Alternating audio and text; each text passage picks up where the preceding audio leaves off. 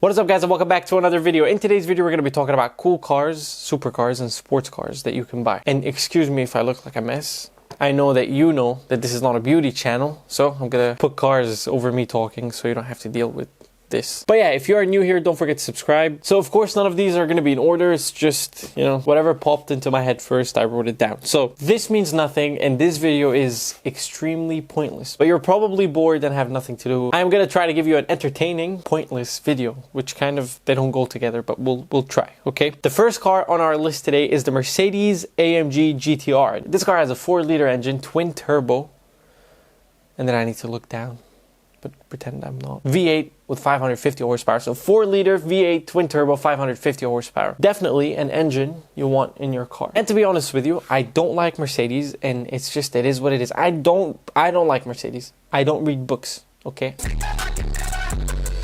Somehow it's okay not to read books, but it's not okay not to like Mercedes. I do like this car. And there are a few other cars that are nice that Mercedes have made, of course, but the AMG GT-R is just one of those that is, it's a cool car. I thought it would be better that I give you this much information. You get to see the car. Maybe I can put what it sounds like, but rather than just taking 3 minutes on one car. So that was it for the Mercedes. Next up is the BMW M3 competition, and more specifically the G80 M3, and more specifically 2020 and up M3s. And not to confuse you, when I say M3, I mean M3 competition, because I know they just make M3s and stuff like that. I'm just talking about the competition, because I don't acknowledge the just M3. That makes no sense. I don't know why they do that. I don't know why they make that. It's just kind of, they have the M340i.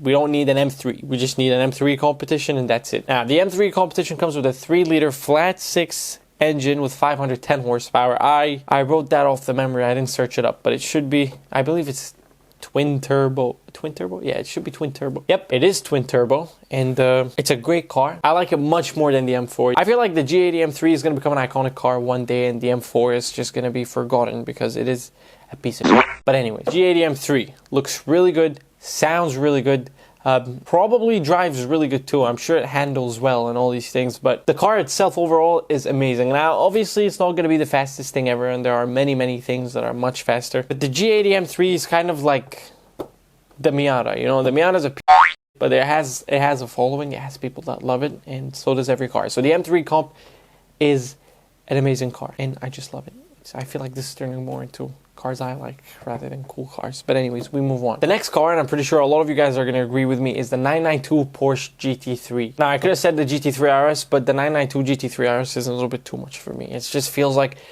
I love supercars and I love super fast cars, but I just don't like when I see a car that looks like it's super track focused. It just kind of, I don't know. I don't see a GT3 RS. I don't imagine a GT3 RS on the road. Even though the 991.2 GT3 RS was fine. Yes, it was a track weapon or whatever, but at the same time, it looks understandable to see on the road. But the GT3 RS, the 992, is just, I don't know. If you buy it and you just buy it to drive it on the road, it's kind of very dumb. But if you can find one and then afford it, then it's fine. You can really do whatever you want. And I could have picked the GT2 RS, but I don't think I can ever afford that car. And if I could, there are many other things that I would rather buy for $300-something thousand. So just the 992 GT3 is the happy medium. It's perfect. It's new. It's nice. It's not too much. It's not, it is too expensive now, but eventually, it'll drop down to its original sticker price. And a lot of people might not agree, and it's fine. But that car will drop back to sticker price one day. And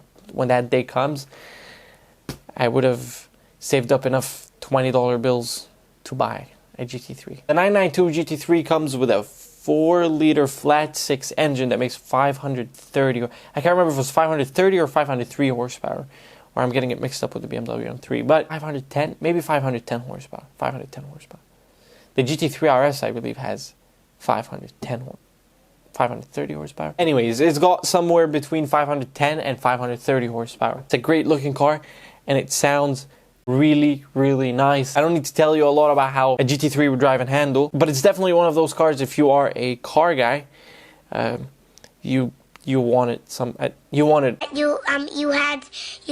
you could. As a car guy, you want at some point in your life. But we move. Next up is the Audi TT RS. Now, I've reviewed an Audi TT RS and it is a great car. I love it. It looks a little bit like a sleeper, if that makes sense. I mean, there's nothing really crazy going on. It does have that big wing in the back and it does have blah, blah, blah. But you know, Audis in general, other than the R8, you don't see much carbon fiber. You don't see much crazy stuff going on. And it's kind of the same thing with the TT RS. Now, the TT RS has a 2.5 liter 5-cylinder engine that makes 400 horsepower, and I believe it is naturally aspirated. Again, sorry for the lack of information. I am very tired, and I probably look like an idiot now, but it's a great car. It drove really, I mean, I didn't really get to drive it, but from what I remember and from what I could do with it, it was a good car. Look, it is definitely a quick car. It's definitely different, it's definitely unique, and it's definitely not something you see all the time. And dare I say, it's not that expensive either. I think that the Audi TT RS would beat a lot of cars on the road, which is no surprise considering how small and, you know, light it is, but it's a great car. It sounds really good. It drove really well, and I think that it looks really nice. Maybe the back is a little too curved. I think if it was a bit more boxy or something, it would have been nicer. But it's a great car for those who are looking for something small and extremely fast. So that's that for the TTRS. Next up is the Ford Mustang GT 500. I personally look at American cars and I think to myself that, you know, these are not meant to be sports cars. These cars aren't meant to be made to handle well and drive well on the track and all these things. Because if there's anything we can learn from America, is just irrational. They just make decisions based on what they want, not based on what the world is doing. Rather than let's build a car that's really quick around the track, which they did, the Ford GT. And I heard that the C8 Corvette is also really good around the track. And the Hennessy Venom and the Hennessy other thing as well that was built off a Lotus. But for the most part, and most of the people who buy cars here in the United States, they don't go out buying Ford GTs and Hennessy Venoms and all these things. They go out and buy Scat Packs. They go out and buy Mustang GTs or EcoBoost Mustangs. And that terrible Camaro thing that people drive. Like, I mean, you shouldn't be buying one of those. And so when I first heard about the GT500, I know about the Shelby legacy and blah, blah, blah. And, you know, I knew that whenever something that's going to have the Shelby name on it, it's going to come out and it's going to be really good. But when I first saw it, I was like, 760 horsepower on a supercharged V8 in a rear-wheel drive American muscle car is kind of a good recipe to die. Okay? So, let's be honest. Mustangs don't have kind of the best reputation, and it's understandable. I can't say no, well, that's wrong. Yeah, no. And I've always said this, and I will always say this. Cheap power comes with consequences. I thought that the GT500 was going to be very accessible, and everybody's going to be able to buy it, and I thought it was just going to be the same thing as a Hellcat, where even idiots with bad credit score end up buying it. And I have a Hellcat right here.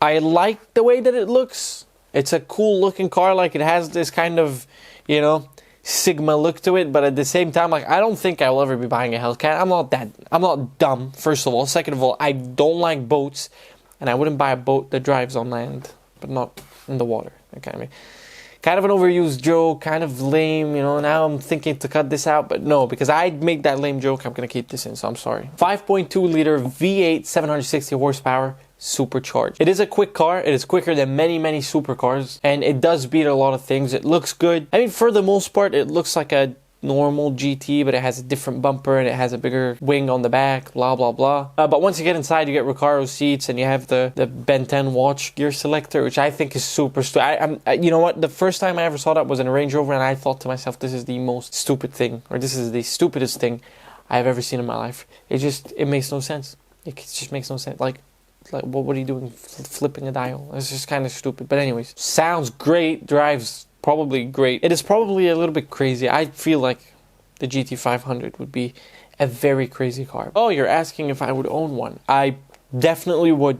Now, my life is set up in a very strange way right now. And it's either things are going to work out really well, or they're just going to work out. Now, if it works out really well, then life is going to be great. If it just works out, then I'm probably just going to stick to an M2 and, you know, something else that just drives.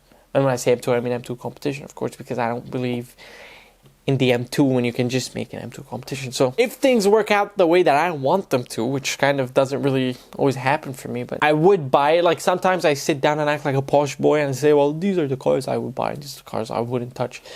The GT500 just seems like a cool thing. It is extremely irrational to the point where I think it's it's great for being that irrational. So definitely an option. Definitely something that, you know, I would consider. And moving on to the C8 Corvette. Now, the C8 Corvette is one of those cars that received a lot of hate and still receives a lot of hate.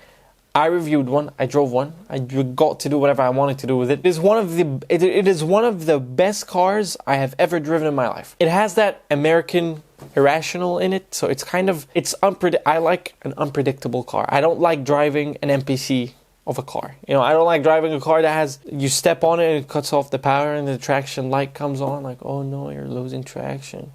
And you're like, oh wow. And then you start speeding and then the car starts making weird noises like, oh, you're going over the speed limit, slow down. The C8 Corvette is the absolute opposite. It wants you to step on it so you can lose control and crash and go buy another one. And I'm not saying that it's an unsafe car. I'm just saying it's a lot of power for accessible money. The C8 Corvette looks like a supercar. It looks like one of those cars that is in, you know, the $200,000, $300,000+ range. I wouldn't have been surprised if when it first came out, people came and said, "Oh wow, this car is $250,000." I would have been like, "Wow, what an expensive piece of." But it's still a great car, and when I drove it, I loved it. It's also one of the cars that I really like. I don't think I would buy a C8 Corvette because I just don't know if I'm gonna go out and spend 400-something thousand dirhams, which is, I believe, a little over $100,000. In the end of the day, it is a Chevrolet and it is a good car, and I understand there's a different department that works on the C8, and it's just crazy. I mean, again, the C8 Corvette is a great car. 6.2 liter V8, naturally aspirated, 495 horsepower, so we're just gonna call it 500 horsepower. With a car that aerodynamic and that light and that low to the ground, it's gonna feel quick, and it is quick. It is fun. It is a snappy car. It is a fun car, and it's definitely got a character to it. A lot of cars nowadays don't have characters to them. Look at the M5 Competition, for example. That car nowadays is an NPC. Next up is the Ferrari 488 Pista, and if my girlfriend is watching this, which she is the cameraman, she's Italian, and she's just always like, oh, that's not how you say it. Pista. I don't know how to say. I only know that it's Pista. Okay, so whatever. It has a 3.9 liter twin turbo V8 with 711 horsepower. This car kind of needs no introduction. I like the 488 GTB a lot, and I like it. I believe I like it more than the 458. Yes, there's differences, but we're not gonna get into that because you need to drive both, and you need to stop listening to what people say online. You need to get in both cars. You need to drive both the cars in a place where you have plenty of space and plenty of room to be able to do what you want. I don't care if the 458 sounds better, and I don't care if the exhausts are in the middle of the car, and I don't care that is naturally aspirated. I know the difference between a naturally aspirated car and a turbo car, but in the end of the day, naturally aspirated cars, they kind of have the power like this, but turbo cars, there is a bit of delay. Now we live in a world where everything is, everything's quick now. Everything's good. And yeah, the 488 GTB is a lot better than the 458 Italia in every single aspect of the word better. It looks better, it's much faster, it's much newer, it's cooler. I mean, the car itself is just... It is an upgrade. The 488 is an upgrade from the 458 in my opinion. You might think otherwise. I spent a lot of time in the past 5 years thinking that the 458 is better than the 488, but recently I've been looking into both of them, not to buy them of course, because as you all may guess, I can't really afford a Ferrari right now because I have other things to take care of. But yeah, the 488 is a great car, and the 488 GTB is a great car, but the 488 Pista is a completely different ball game. It's a completely different story. I mean, the car looks unbelievable.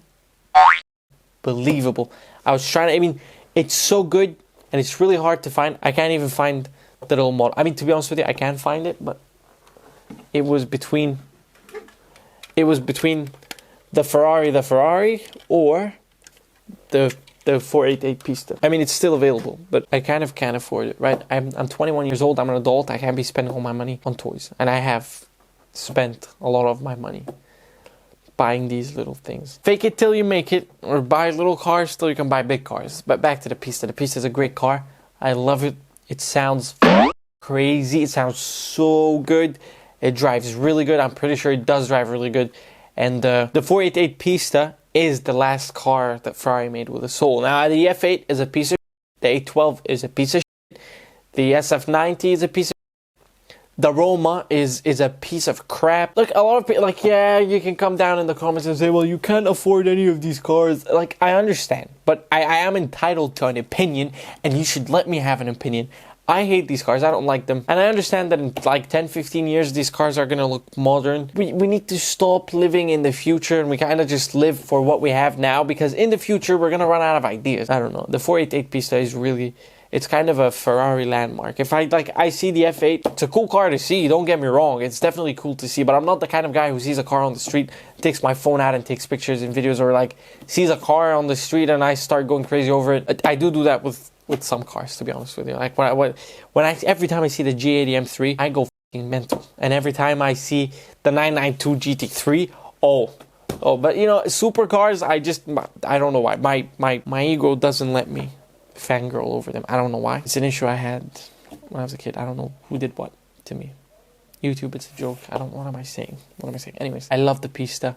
I love the way that it looks. I love the way that it sounds. I love everything about it. If I had enough money for it, would I buy it? No, I wouldn't buy it. I just wouldn't want to spend, let's say, I believe it should be $400,000. I believe it should be $400,000 to $500,000, and I think $500,000 is a lot of money. You take $500,000 and you can put them into 7 great cars. Are you the kind of person who would rather have, you know, a cool car and then a daily, or are you the kind of person who just wants to have a lot of cars and you can get to daily each one of them every other day, or blah blah blah? I am more of a person who just wants, you know, definitely not, I don't want to have a 50 car collection, but I want to have enough cars to the point that I can give them all attention and I can drive them all and I can maintain them all and I can be happy with all of them. What you can't do with women, you do with cars. I'm joking. I have a girlfriend and allegedly she's really happy. So fuck what? There are a few cars, like, just so you guys know, the G80 M3, the M2 Competition, and the 992 GT3. These are the 3 cars that I genuinely have a lot of love and unexplained connections to. But there's definitely a lot of other cars that I love and I would probably buy within my lifetime. But that is me. If you have made it far enough into this video and you live in America, I will ship you this Hellcat. I swear to God, I will send this to your house. I'll find a way to send it. I don't know. There's UPS and all these things will come. Send it. I'll send it to you. Okay? Because you're nice if you've made it this far. So just comment down below Hellcat, and then we can actually do it. And I'll give you my Instagram.